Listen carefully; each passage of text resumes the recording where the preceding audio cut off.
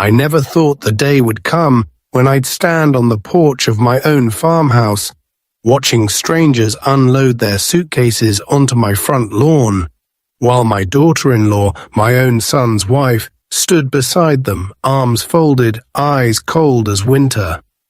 "It's theirs now," she said, her voice slicing through the humid July air.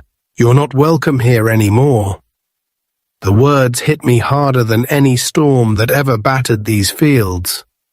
For 40 years, I'd poured my sweat and soul into this land, building a home for my family, dreaming of grandchildren running through the orchards. Now I was being exiled by the very people I'd once welcomed with open arms. If you've ever felt betrayed by your own family, or if you know the pain of losing everything you built, please take a moment to subscribe, like this video, and share your story in the comments. Your support means more than you know, and you might help someone else who's going through the same heartbreak.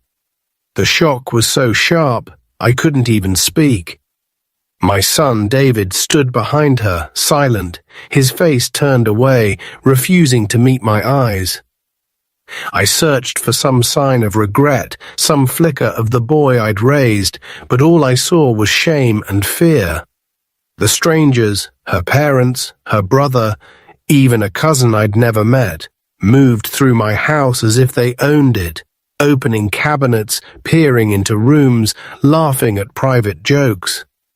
My hands shook as I gripped the porch railing, the wood rough beneath my fingers, grounding me in a reality I could barely process. "Don't make a scene, Dad," David muttered, finally glancing at me. "It's just for a while. They need a place to stay." Just for a while, as if that made it any less of a betrayal. I wanted to scream, to demand an explanation, but the words caught in my throat. Instead, I watched as my daughter-in-law, Jessica, handed her father the keys I'd given her for emergencies. "You're the man of our house now," she said, smiling. The humiliation burned hotter than the summer sun. I stumbled back to my truck, my mind spinning. How had it come to this? Only last Thanksgiving, Jessica had hugged me, called me Dad, thanked me for the pumpkin pie. Now, she was giving away my life's work like it was a party favor. I drove away, the farmhouse shrinking in my rearview mirror, my heart pounding with a mix of rage and disbelief. I didn't know where to go. My entire world was that house, those fields. The memories of my late wife, the laughter of my children echoing through the halls. Now it all belonged to strangers. The next morning, I returned hoping it had all been a nightmare, but the driveway was packed with unfamiliar cars, and the sound of Jessica's family's voices drifted through the open windows. I knocked on the door, my hands trembling. Jessica's mother answered, her smile polite but empty. "Oh, you again," she said, as if I were a door-to-door salesman. "We're just getting settled. Jessica said you'd be by to pick up your things." My things. As if I were a tenant, not the owner. I pushed past her, desperate to find David, but he was nowhere in sight. Instead, I found Jessica in the kitchen, pouring coffee for her father. She didn't even look up. "You need to leave, Tom. This isn't your home anymore." My voice finally broke free, raw and desperate. "You can't do this. This is my house, my land. I built this place with my own hands." She set the coffee pot down, her eyes hard as stone. "You signed the papers, remember? You put the house in David's name last year. For tax reasons, you said. Well, now it's his, and he says we can stay as long as we want." The room spun. I remembered the day I'd signed those papers, trusting my son, never imagining he'd let this happen. I'd wanted to make things easier for him, to keep the farm in the family. Instead, I'd handed over the keys to my own destruction. Jessica's father appeared in the doorway, grinning. "We'll take good care of it, old man. Maybe even fix up that barn you never got around to." The insult stung, but what hurt more was the way Jessica smiled at him, proud of her victory. I turned and fled, my vision blurred by tears I refused to let fall. Outside, the sun was rising over the fields, painting the sky gold and pink, but all I saw was the shadow of betrayal stretching across the land. I spent the next week in a cheap motel on the edge of town, living out of a suitcase, my phone buzzing with messages from friends and neighbors who'd heard rumors but didn't know the truth. I ignored them all, too ashamed to explain how I'd lost everything. Each night, I replayed the scene in my mind, searching for some way to undo it, some loophole, some forgotten clause that would let me reclaim my home. But the law was clear. The house was in David's name. Legally, I was nothing. On the 7th day, I drove back to the farmhouse, determined to confront my son. I found him in the barn, fixing a broken fence post, his shoulders hunched, his eyes red. "Why, David?" I asked, my voice barely more than a whisper. He didn't answer at first, just kept hammering, the sound echoing through the empty barn. Finally, he looked up, guilt etched deep into his face.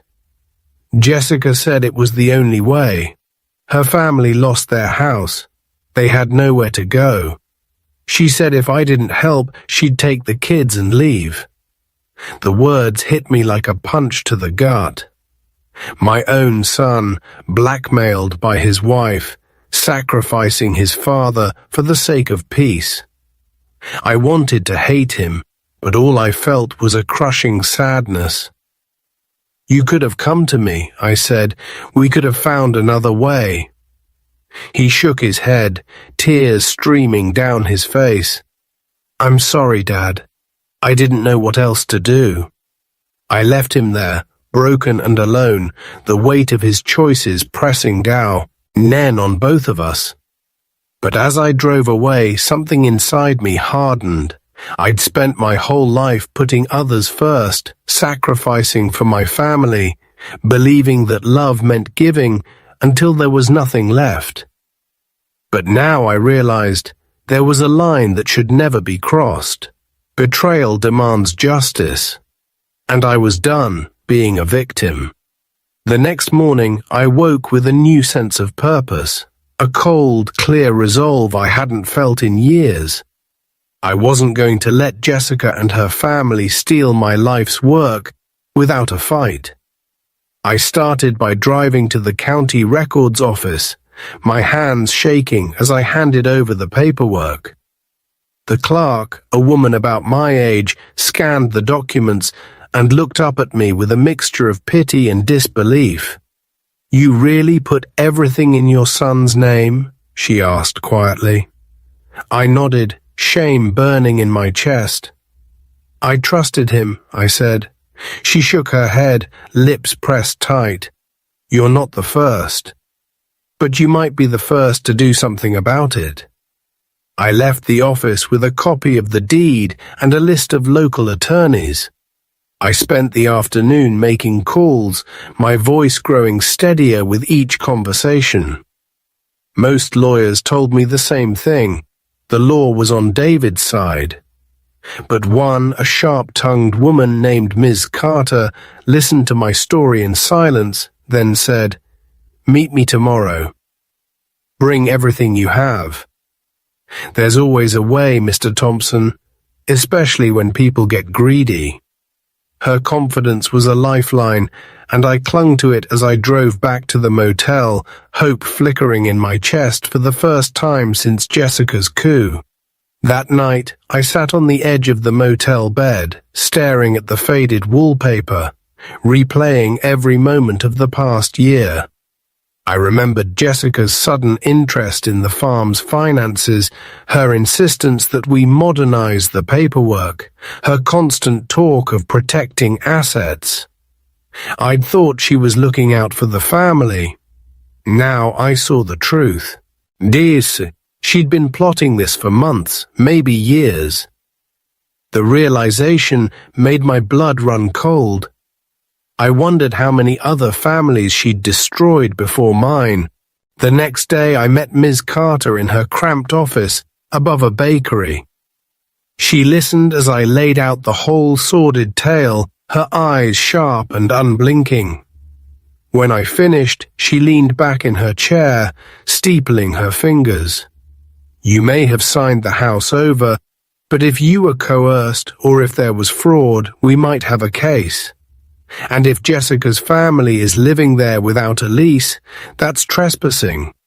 The word sent a jolt through me. Trespassing. For the first time, I saw a glimmer of justice on the horizon.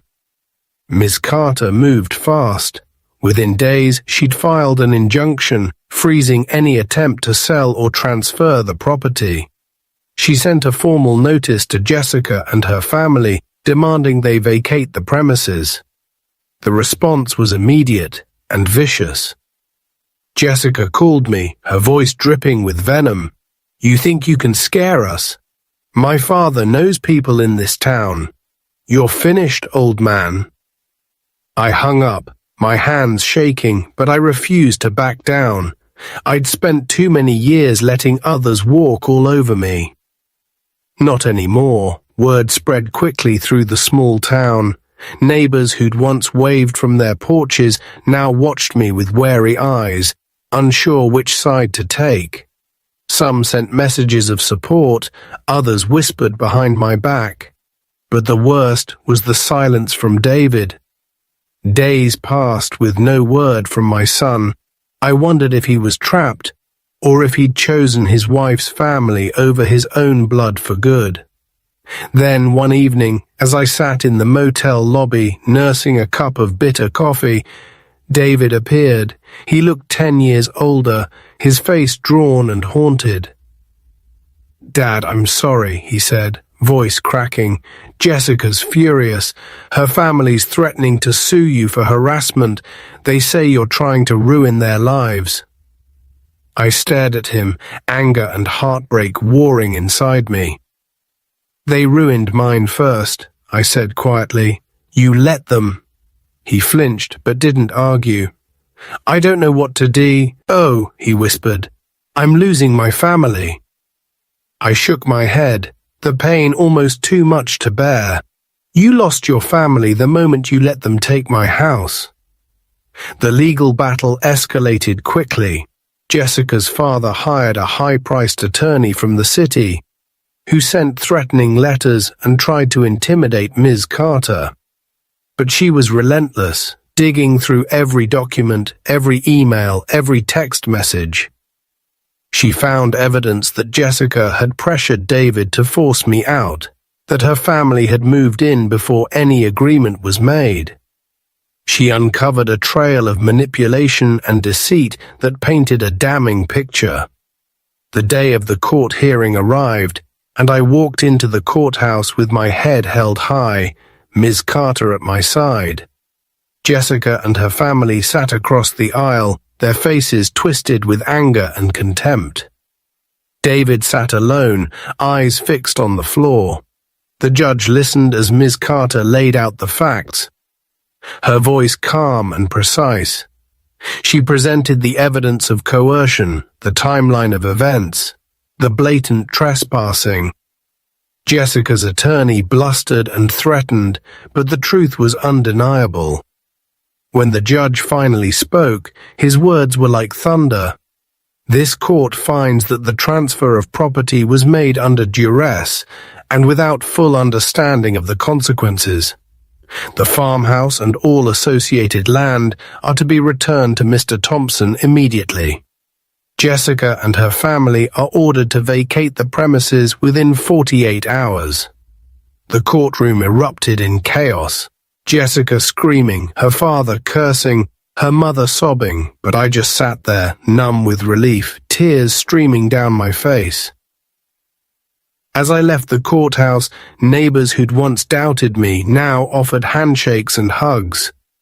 "You did the right thing, Tom," one old friend said. "You stood up for yourself, for all of us." I nodded, too overwhelmed to speak. For the first time in weeks, I felt the weight begin to lift from my shoulders. But the story wasn't over. Jessica's family didn't leave quietly.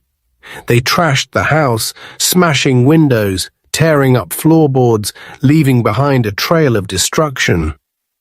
When I returned, the farmhouse was almost unrecognizable. My wife's favorite china shattered, family photos ripped from the walls, the garden trampled. I stood in the wreckage, grief and rage warring inside me. But beneath it all, a new strength was growing. They could destroy my possessions, but they couldn't take my dignity. They couldn't erase my history. I spent the next days cleaning, repairing, rebuilding. Friends and neighbors showed up with tools and casseroles, helping me restore what had been lost. Each nail I hammered, each window I replaced, was an act of defiance, a promise to myself that I would never let anyone take advantage of me again. The farmhouse was battered, but I was unbroken. As I swept up the last shards of glass from the kitchen floor, I realized something had shifted inside me. For the first time in years, I wasn't just surviving. I was fighting back. The community's support was overwhelming. People I hadn't spoken to in decades came by, some with paint cans, others with stories of their own betrayals. It turned out I wasn't the only one who'd been used, manipulated, or cast aside by family. My story had become a rallying cry, a warning, and a source of hope. But Jessica wasn't finished. 2 days after the court order, I received a letter from her attorney threatening to appeal the decision and demanding compensation for emotional distress. The audacity was staggering. She'd stolen my home, destroyed my property, and now she wanted me to pay her for the pain of being caught. I laughed for the first time in weeks, a bitter, incredulous sound. Ms. Carter assured me it was a desperate move, a last-ditch effort to regain control. "She's lost, Tom," she said. "People like her can't stand to lose. But you've already won." Still, the threats kept coming. Jessica's father showed up at the edge of my property one evening, shouting obscenities and promising revenge. I called the sheriff, who escorted him off the land and warned him not to return. The message was clear. I wasn't alone anymore. The law, the town, and my own resolve were on my side. David, meanwhile, was a ghost. He called once, his voice hollow. "I'm sorry, Dad. I never wanted any of this." I listened in silence, the old ache in my chest flaring up. "You made your choice, son," I said quietly. "Now you have to live with it." He started to cry, but I didn't comfort him. I couldn't. Some wounds run too deep for easy forgiveness. As the weeks passed, I poured myself into restoring the farmhouse. Each day brought new challenges, broken pipes, ruined furniture, vandalized fields, but also new victories. I found my wife's wedding ring in the garden, glinting in the dirt where it had been tossed. I hung our family photos back on the walls, each one a testament to the life I'd built and the love I refused to let go. The farmhouse began to feel like home again, not just a monument to loss, but a symbol of resilience. One afternoon, as I was repairing the barn roof, a car pulled up the drive. I tensed, expecting another confrontation, but instead a young woman stepped out. Jessica's cousin, the one who'd laughed at me on that first terrible day. She approached slowly, her eyes downcast. "Mr. Thompson, I'm sorry," she said, her voice trembling. "I didn't know what Jessica was planning. I just went along with it because, Well, because I was scared of her. I shouldn't have. I'm sorry for what we did to your home. Her apology was unexpected, and for a moment I didn't know how to respond. But then I saw the fear and regret in her eyes, and I realized that not everyone in Jessica's family were beyond redemption. Thank you, I said simply. It takes courage to admit when you're wrong. She nodded, tears slipping down her cheeks.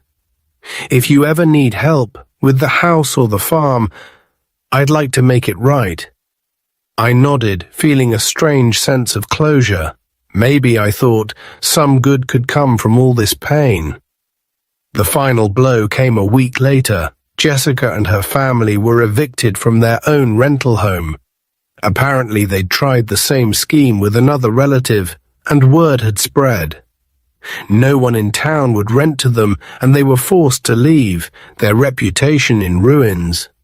David called one last time, begging for help.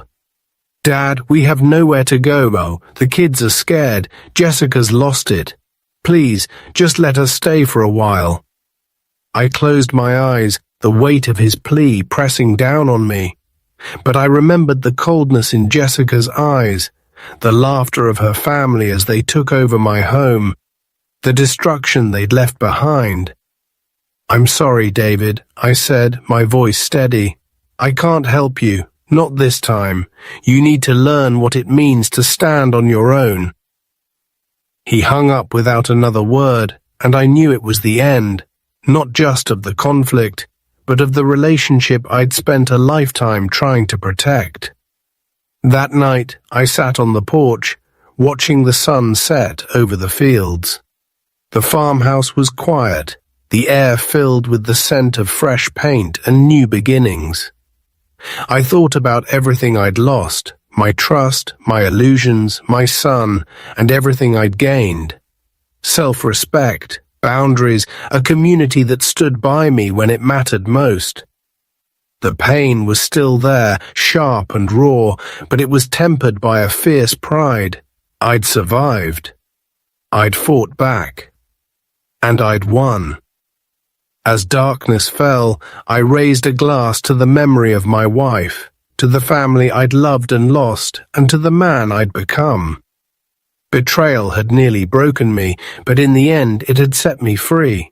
The days that followed were quiet, than any I could remember. The farmhouse, once echoing with the chaos of betrayal, now settled into a peaceful rhythm. I woke each morning to the sound of birds in the orchard, the sun rising over fields that were mine again, fields I'd nearly lost to greed and manipulation. There was a strange comfort in the solitude, a sense of healing that came not from forgetting the past, but from facing it head-on. Neighbors continued to stop by, some with casseroles, others with offers to help repair what Jessica's family had destroyed. Each gesture reminded me that, even when blood turns cold, community can still run warm. I found myself opening up in ways I never had before, sharing my story with others who'd suffered similar wounds. The pain was still there, but it was no longer a secret shame. It was a scar I wore openly, proof that I'd survived. One evening, as I sat on the porch with a cup of coffee, Ms. Carter called. "It's over, Tom," she said, her voice gentle. "Jessica's family has dropped the appeal. They're leaving the state. You're free." The words washed over me like rain after a long drought. Free. I let the word settle in my mind, feeling its weight and its promise. For the first time in months, I slept through the night, untroubled by nightmares or regrets. But freedom came with its own kind of loneliness. The silence in the house was different now, no longer the emptiness of loss, but the quiet of a new beginning. I spent my days tending the fields, repairing fences, planting new seeds.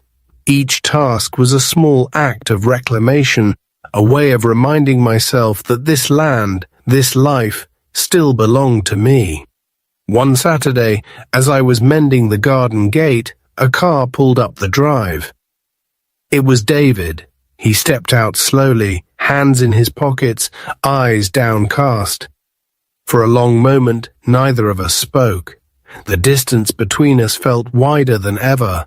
Finally, he looked up. His voice barely above a whisper. "Dad, I'm sorry. I lost everything. Jessica's gone. The kids are with her parents. I don't know what to do." I studied him, searching for the son I'd raised. He looked older, thinner, the weight of his choices etched deep into his face. "You made your bed, David," I said quietly. "Now you have to lie in it."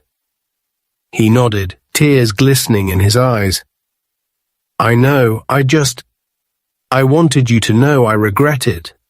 All of it." For a moment I considered inviting him in, offering him the forgiveness he so desperately sought. But then I remembered the pain, the betrayal, the months of exile. Some wounds take longer to heal. "I hope you find your way," I said, my voice steady, "but I can't fix this for you. Not anymore." He nodded again, turned, and walked back to his car. As he drove away, I felt a strange mix of sorrow and relief. I'd always believed that family meant unconditional support, that love required endless sacrifice. But now I understood. Real love has boundaries. Real love demands respect. That night I sat on the porch, the farmhouse glowing softly behind me.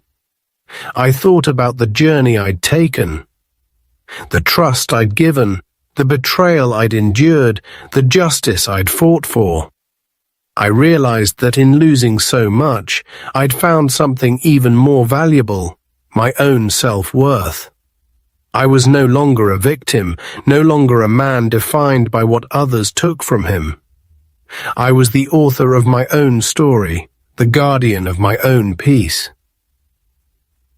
As the stars appeared overhead, I raised my cup in a silent toast to my wife whose memory had given me strength, to my neighbors whose kindness had restored my faith, and even to David, whose mistakes had taught me the hardest lessons of all. I knew the road ahead would not be easy. There would be days when the loneliness felt unbearable, when the ache of loss threatened to overwhelm me. But I also knew that I was stronger than I'd ever imagined. In the weeks that followed, I found new purpose in the land. I started a small community garden, inviting neighbors and their children to plant and harvest alongside me. The laughter of kids running through the fields brought back memories of happier times, but also created new ones, moments of hope, of connection, of healing. The farmhouse, once a symbol of pain, became a place of gathering, of growth, of second chances. Looking back, I realized that betrayal had not destroyed me. It had revealed the truth about the people I loved and about myself. It had forced me to draw lines, to demand respect, to reclaim my dignity. In the end, justice was not just about getting my house back. It was about finding the courage to stand up for myself, to say enough, and to build a life on my own terms. If you've ever been betrayed by those you trusted most, know this: you are not alone. There is life after loss, strength after heartbreak, and hope after even the deepest wounds. Sometimes the greatest act of love is learning to love yourself enough to walk away from those who refuse to honor your worth. Sometimes I walk the fields at dusk, the sky painted in streaks of gold and violet, and I think about everything that's happened. I remember the shock of betrayal, the sting of being cast out of my own home, the humiliation of watching strangers claim what I'd built with my bare hands. I remember the sleepless nights in that motel, the endless questions: how could my own family do this? Was I too trusting, too generous, too blind to the warning signs? The pain was real, and for a long time it threatened to swallow me whole. But as the seasons changed, so did I. I learned that boundaries are not a sign of weakness, but of wisdom. I learned that justice sometimes comes slowly, and that standing up for yourself can feel lonely, but it's the only way to reclaim your life. I learned that forgiveness is not forgetting, and that sometimes the people you love most are the ones you must let go. If you're listening to this and you've been through something similar, if you've been used, betrayed, or made to feel small by those you trusted, know that you are not alone. I studied him, searching for the son I'd raised. He looked older, thinner, the weight of his choices etched deep into his face. "You made your bed, David," I said quietly. "Now you have to lie in it." He nodded, tears glistening in his eyes. "I know, I wanted you to know I regret it. All of it." For a moment I considered inviting him in, offering him the forgiveness he so desperately sought. But then I remembered the pain, the betrayal, the months of exile. Some wounds take longer to heal. "I hope you find your way," I said, my voice steady, "but I can't fix this for you. Not anymore." He nodded again, turned, and walked back to his car. As he drove away, I felt a strange mix of sorrow and relief. I'd always believed that family meant unconditional support, that love required endless sacrifice. But now I understood. Real love has boundaries. Real love demands respect. That night I sat on the porch, the farmhouse glowing softly behind me. I thought about the journey I'd taken, the trust I'd given, the betrayal I'd endured, the justice I'd fought for. I realized that in losing so much, I'd found something even more valuable, my own self-worth.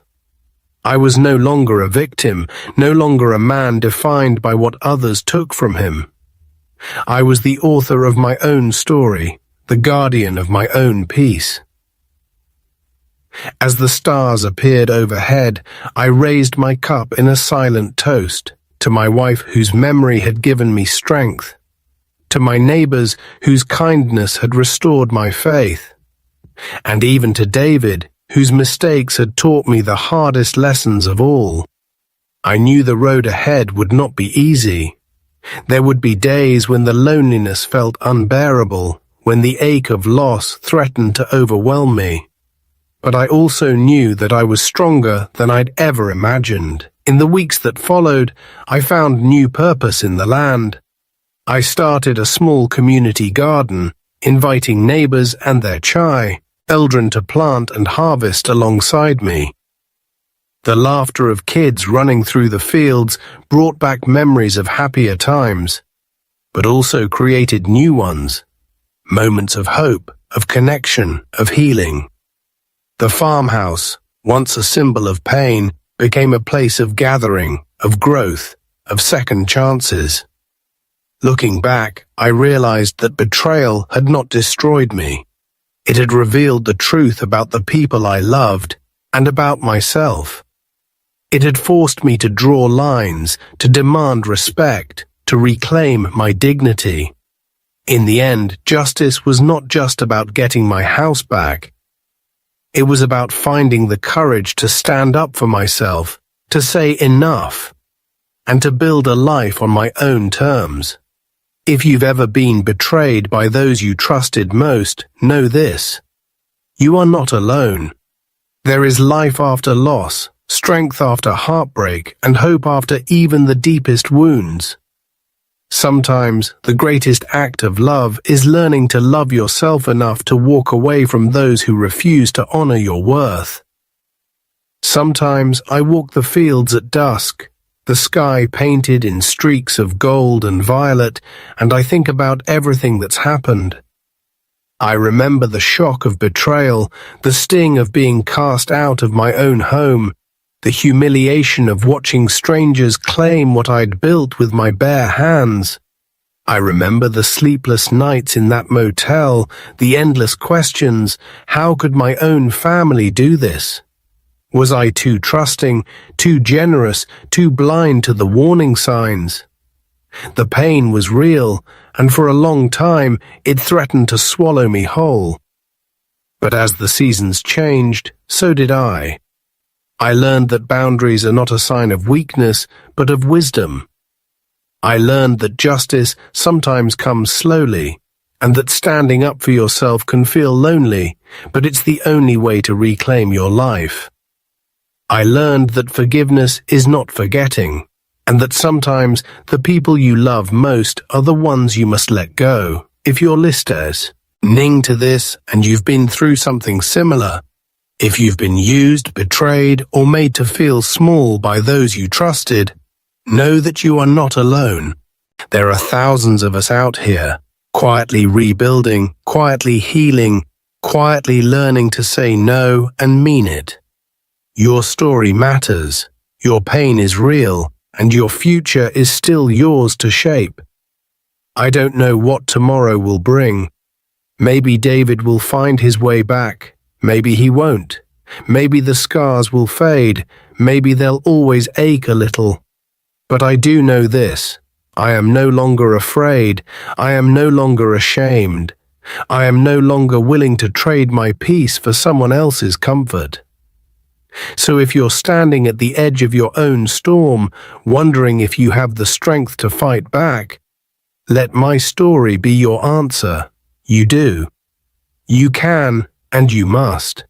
Because in the end, the only person who can truly protect your dignity is you. Thank you for being here, for listening, for sharing this journey with me.